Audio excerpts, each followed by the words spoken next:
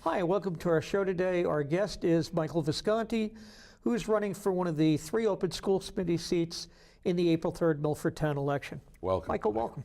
Thank you. Thank you for asking me to come here tonight. No problem. And the forum is yours. Why are you running? Well, I am running because, as you are well aware, and some of the folks out there might be aware, I have run for school committee in the past, and I was unsuccessful in my bid. I believe 2 years ago. I believe it was Yes, 2 years 2 ago. years ago, right. But I am a lot of things, but I am not a quitter. And I still feel that I have a lot to offer as a member of the school committee.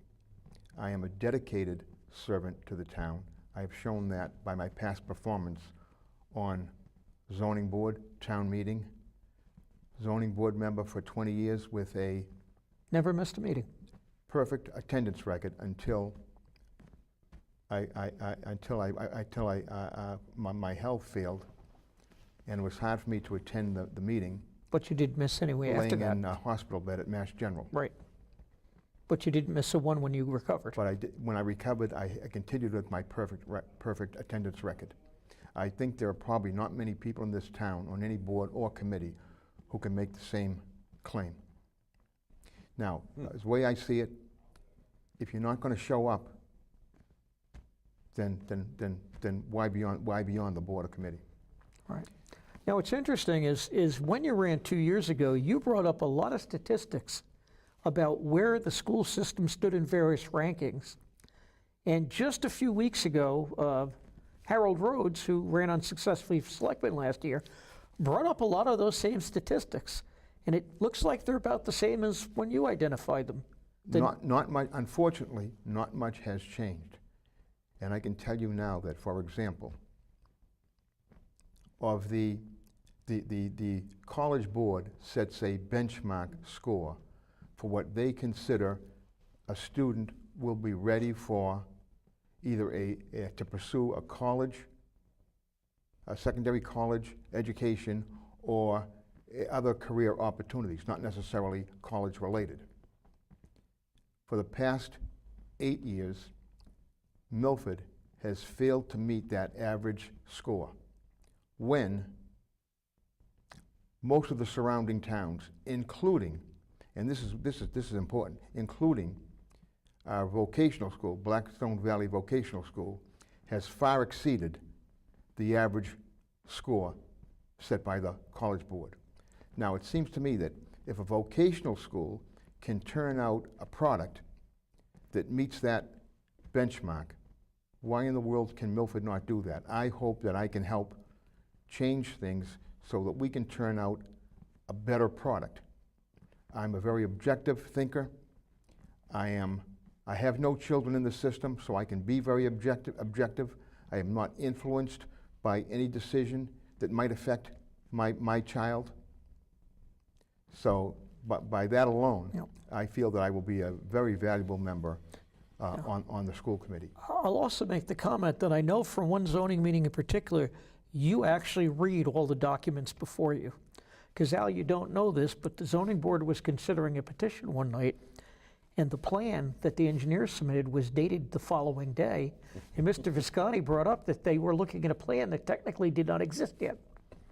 I tried to do my research. I tried to be thorough. That's a compliment, Mike, and I believe because I am, everyone and else I believe I am very thorough. missed that point. So, Are there anything specifically that come to mind that you'd be engaged in, or push, or issues that Well, as a self-employed consultant, I am generally compensated for advice. But I will say this, I know times have changed, but I believe the 3 key ingredients of a good education have not changed, and they are still in play. They've advanced a little bit, but they are 3 key ingredients to a thorough and quality education. reading, writing, and arithmetic, the 3 R's. Now, as I said, arithmetic has advanced obviously a little bit, but reading and writing, with those, if we can turn out a student who is proficient in reading and writing and can add, subtract, multiply, and divide, then that in and of itself will open doors for many opportunities that are out there for when that student graduates from high school. Not just college, but other career opportunities.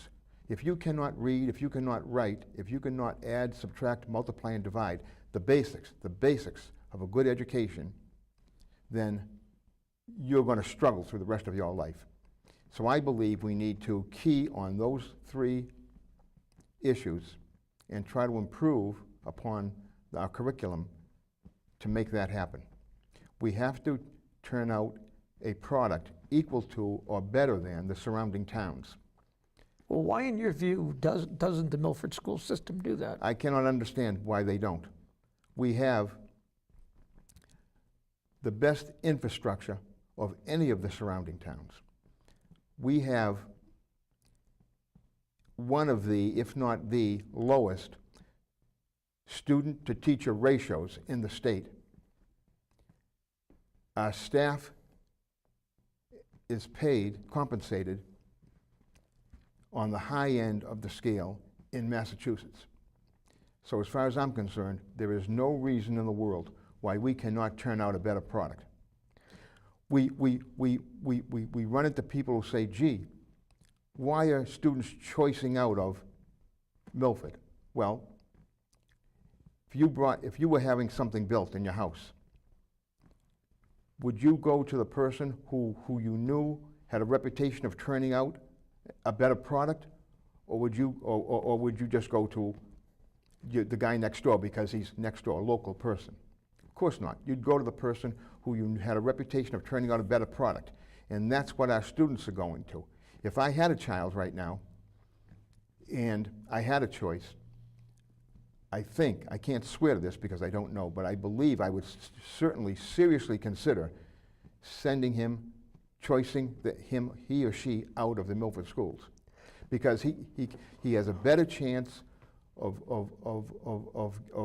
learning more and graduating from high school, knowing more with a greater knowledge at a surrounding town school, including Hopkinton, Millis, Medway, Franklin, Hopedale, all schools that have turned out far superior products, if you will, than Milford has. I know you don't think what the problem is. Is it money? Would more money help? We spend equal to or greater than X number of dollars per student to educate each student than any other community in the state. Now, some equal us, and there are a couple that spend a little bit more, but those are what I call, high-end towns like your Westons and your Waylands. Right. But it pays off for them because they are, I think this year, Wayland dropped a touch. I believe Lexington and maybe Dover is number 1 and 2 as far as their rating.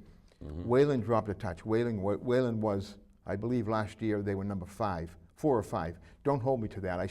I'm pulling these out of my head now from my memory, which my memory's pretty good. But Mike, do you think there's a culture today that kids don't really want to learn?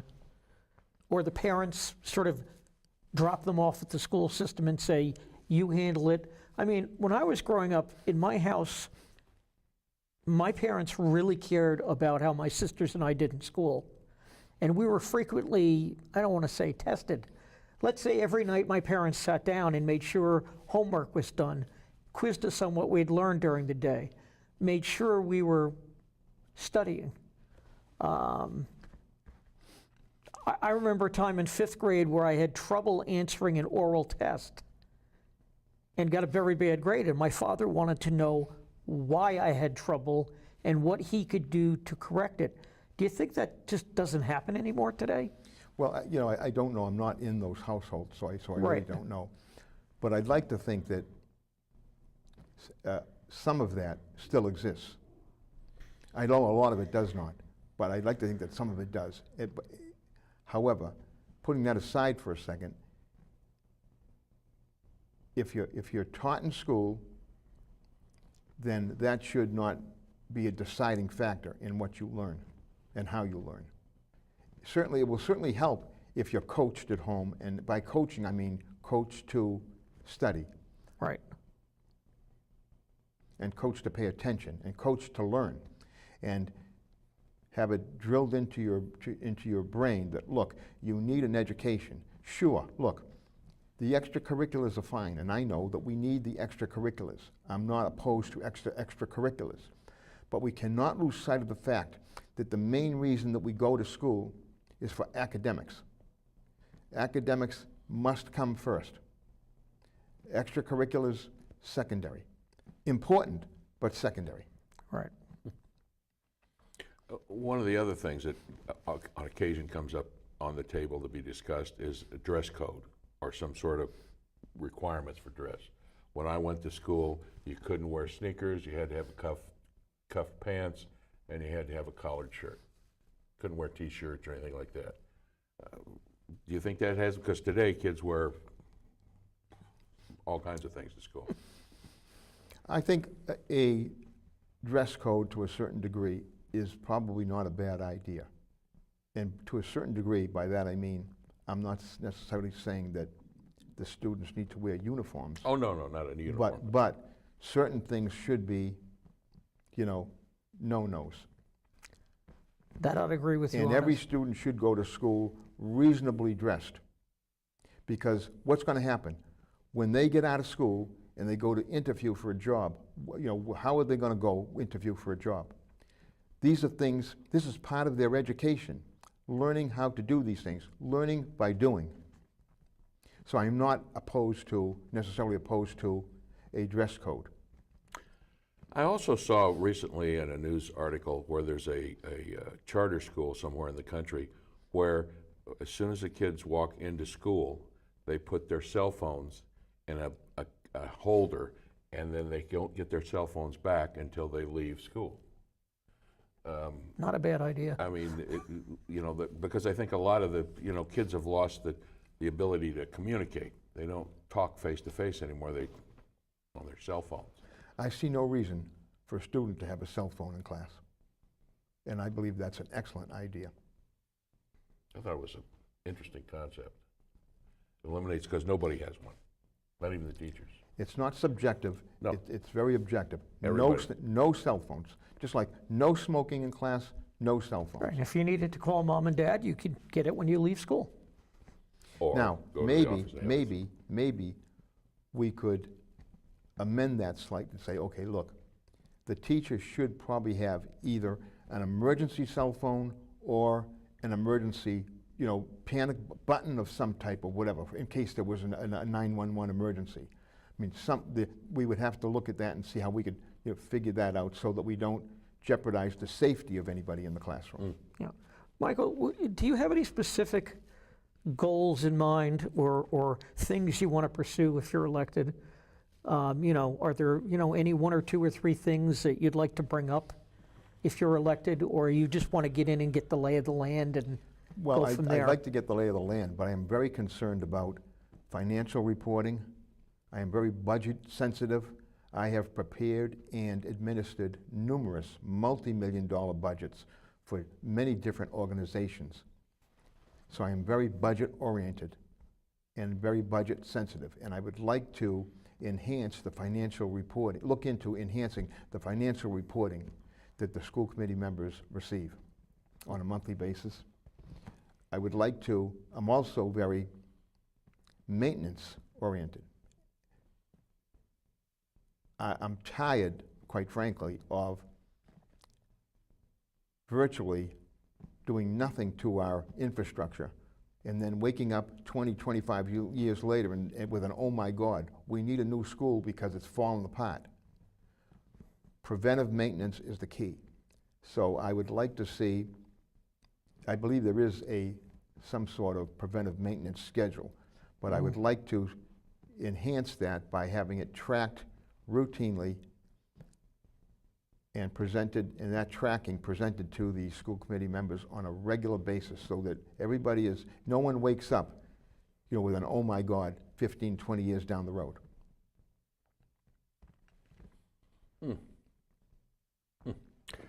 Any other things that you'd add to the list? Subtle things that you might want to change or be engaged in? That may not change, but take a view of. Yeah, see, I don't want to go in there, you know, barnstorming and, Right. and just wreak havoc with everything that's being done, because there are a lot of good things that have been done. But I would like to enhance certain things. I'd like to look at certain things, study them. Before I make a decision on anything, in anything I have done, I do my research, I do thorough research, as thorough as I can, and then I make a decision. I also, and I always compare this to, like, say, the captain of a ship. Now, the captain has to make the decision, but what does he do before he makes that decision? Staff meeting, okay? What do you think? What do you think? What do you think? Give me your opinion. Give me your opinion from all of the people. Then takes that information and makes a final decision. And that's how I have operated on all in my working career. Well, the responsibility of a school committee member, I mean, they're fairly simple charges. Hire and fire the superintendent, control the budget, and establish policies.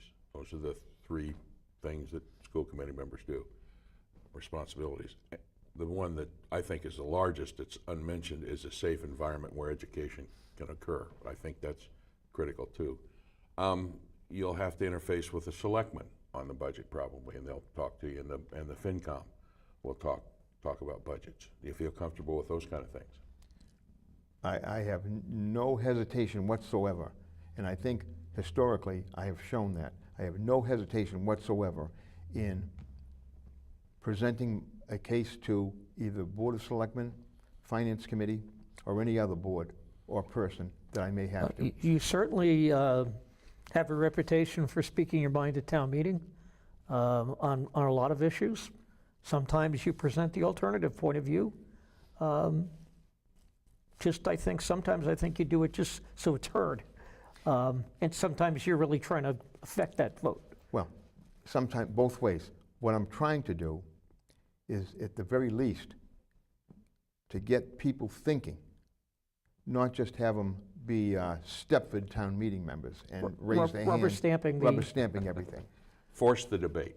I'd like to try to get people at least thinking, look, have you thought about this? Here's an alternative. Well, as you know, you have a $100 million budget sails through without a question, and people tend to then home in on the $8,000 item for an hour. Or $250 for a phone or something, yeah.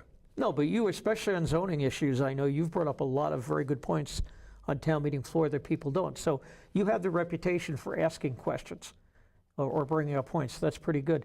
What do you want people to know about you? You've got a crowded field this year, 3 seats with no incumbents running for re-election. And at the date we're taping, 7 people, including yourself, have taken out papers, nomination papers. We'll see if everybody returns them. But you have a crowded field. How do you think you can distinguish yourself from the other 6 people that have taken out nomination papers? I believe I have the most experience of any of the candidates that I know of. As a matter of fact, I know I have the most experience of any of the candidates I know of, both in management and, as I said before, financial management, budget management, and maintenance, preventive maintenance management. This is what I have done all my life. I know these things. I believe I am the best qualified in all those fields. I am also a very dedicated person, and I also feel that, people will say, well, I was born and raised in this town, which I was. And I like Milford. I want to see Milford continue to be a good town. And I hate to make, categorical, arbitrary statements, but Milford's a pretty nice town to live in. And as I said before, when I leave this earth, I'm not certain if I'm going up or I'm going down. But whichever way I go, I know I'm leaving from Milford. That's a good one. Not soon, I hope. No, I please. hope, well, I came close a couple times, but Let's hope not too soon. you know, God willing, as they say, I'll be around to at least try to help and try to contribute as a member of the Milford School Committee. Okay. I believe I will do a good job. I'm a very dedicated person. As someone who's a self-employed consultant, do you feel you have the time to do the job? Because school committee is not we go to meeting once a month operation. There's a lot of background work to it. I can tell you this. Barring ending up at Mass General again, flat on my back, I will be at every single meeting, every single sub-meeting, and every single event that a school committee member is expected to be at, bar none. Okay. Well, there's a lot, as you said, Kevin, there's a lot of times when it's not at a meeting, you're not at an event, you're sitting down thinking about, you know, you're strategizing on what's going on in the school district. So Reading it's background material. Reading background material, and that kind of stuff. My experience has been it's more than meets the eye. As a matter of fact, Well, you did 2 terms, so. yeah, it's interesting. My wife said when I went from school committee to selectman that finally I was going to have a little more time when I became a selectman. School committee was very cumbersome. And granted, I was in the middle of involved in building a new school, so there was a lot of that stuff. So generally facilities, and Milford has a lot of facilities, a lot of school facilities that surrounding towns don't have. So there's a lot of involvement in that school, in the schools, and maintenance, as you say. What do you see as the biggest next challenge in infrastructure the district has? Well, we're already talking about the end of useful life of the high school, and I'm not so sure that's a valid issue right now. I would have to look into that a little bit more deeply to examine the condition of the school, the structure of the school, and the function of the school, which brings up a good point. I've always been, my philosophy has always been function before form. I don't think we have to build an architectural masterpiece to have a good school. It needs to be functional. It could be 4 walls, a floor, and a ceiling, as long as it's functional. That's what we're looking for. We're here to educate, not to win architectural awards. Well, the question with the high school is, given the price of new school buildings today, and you look at the size of that building, and you look at what Woodland cost, you'd probably, forget the land acquisition costs, you'd probably be talking a building in excess of $150 million to build a new high school. And then what would you do with the building you have? I mean, my own personal view is, couldn't you, shouldn't the school department have held on to Middle School East? And if you want to renovate the high school building, send half the students to Middle East, renovate half the building, send the other half to Middle East, renovate the other half of the building. Interesting. That's an interesting But instead, the building was given up. It's an interesting concept. Grafton, when they did not this last one, but the one before, did that very thing. They split the school and then renovation.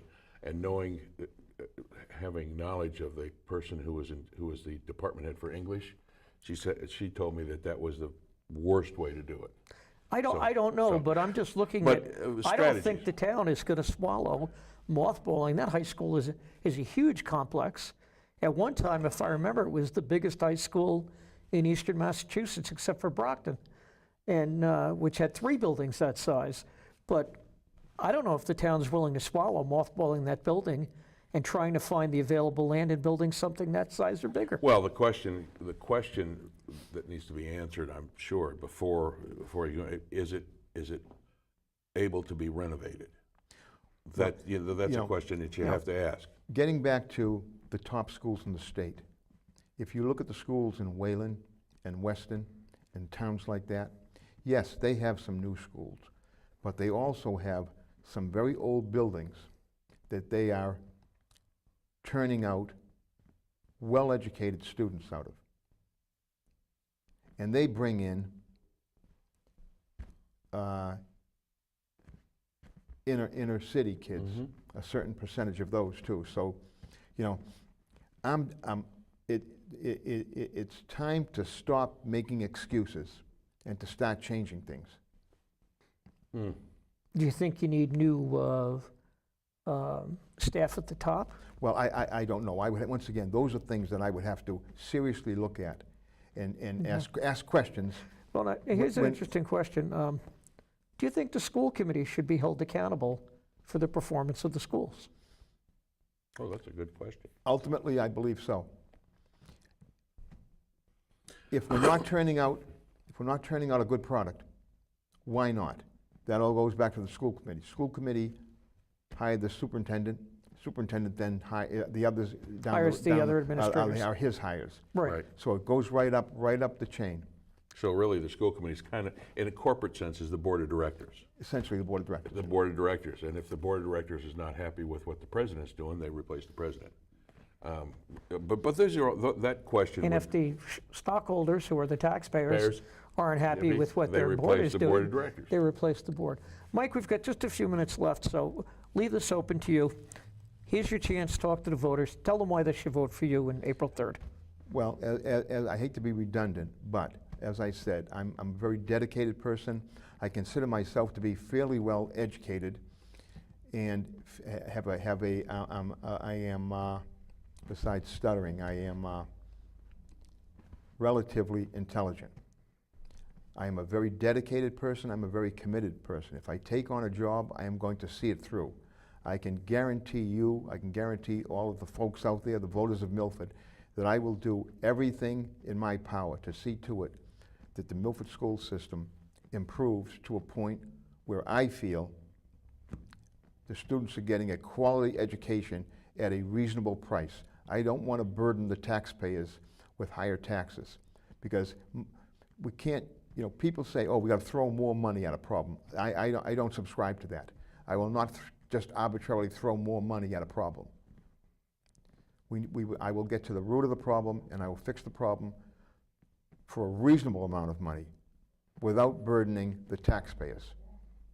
Okay. Well, Mike, thanks for being with us, and good luck on Okay, April 3rd. well, thank you. Good luck. Thank you Thank you. kindly.